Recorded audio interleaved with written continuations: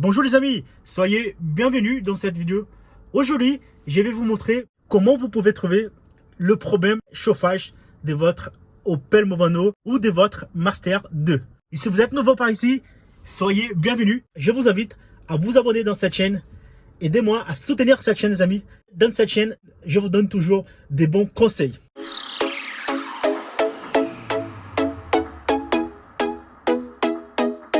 Là, je suis avec la Opel Movano. Mais si vous avez une Master, la Master 2 aussi, c'est pareil. C'est le même souci. Si vous avez plus de chauffage, là, le ventilateur, il marche plus. Ou le ventilateur, il marche, mais les vitesses, il marche, mais ça chauffe pas. Voilà. Je vais vous donner des astuces dans cette vidéo. Comme ça, vous pouvez se débrouiller tout seul et éviter des grosses factures. C'est ça notre but dans cette vidéo. Vous faire éviter de payer trop de frais au garage. Donc voilà. Tout d'abord, si vous avez un souci comme ça, le ventilateur chauffage, il ne marche pas, le ventilateur ne chauffe pas, je vous conseille d'aller voir vos fusibles. Sur la Renault Master, c'est pareil, c'est ici, là. Renault Master, tu as juste une tirette. Le Master 2, le Movano, c'est là. Vous tirez ça et vous avez une bonne partie des fusibles.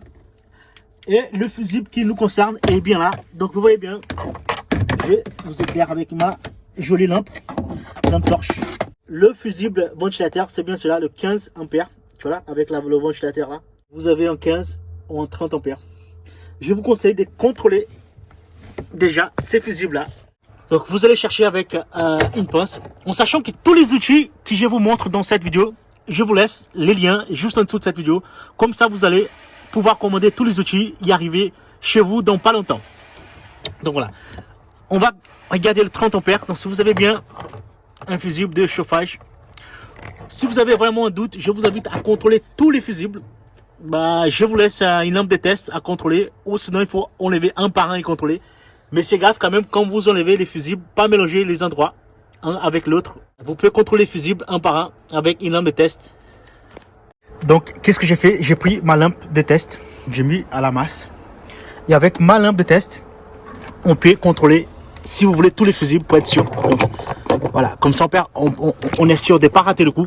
Qu'est-ce que vous faites? Vous mettez le contact et vous venez contrôler. Venez contrôler chaque fusible. Voilà. Dès qu'un ampoule il s'allume, et de l'autre côté il faut que ça s'allume égal. Donc voilà, dès que ça s'allume, c'est bon. Si vous avez un côté qui s'allume et l'autre côté il s'allume pas, regardez bien votre fusible, enlevez-le et regardez. Donc ça veut dire que là il passe. Si ça s'allume de côté, vous voyez bien, là il passe. Là on contrôle tous les fusibles. Voilà, ça tout va bien. Une fois que vous avez contrôlé en fait tous les fusibles, on va passer sur une autre étape. Je vais vous montrer. Là vous allez déposer la boîte à gants. Vous allez déposer cette boîte à gants. Vous allez accéder dans cette pièce. Ça c'est le ventilateur de chauffage. Donc c'est le ventilateur de chauffage. Où est-ce qu'il va placer en fait le ventilateur de chauffage? Il vient tout en bas là. Vous voyez, tu as le trou là. Et voilà dedans.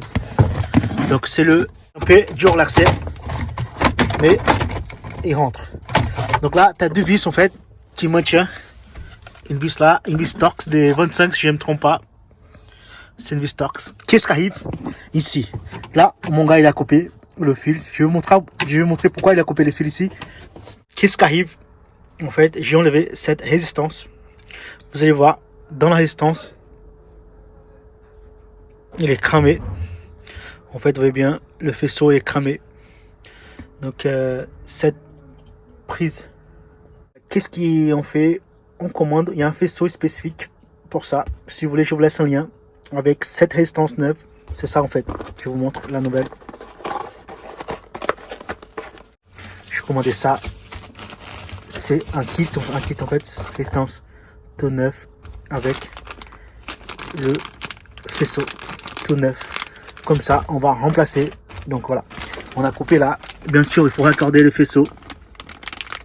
Il faut connaître un peu plus parce que le fait connaître un peu l'électricité, parce que le faisceau c'est pas tout à fait la même couleur. Après c'est vrai qu'il faut se connaître un peu l'électricité, sinon il faut brancher le bon fil. Voilà, surtout il faut brancher le bon fil. Donc là cette résistance il va tout en bas. Il va ici, là, tout en bas. Là, il faut faire un quart tour. Vous pouvez la voir. Voilà. Vous pouvez la voir comme ça.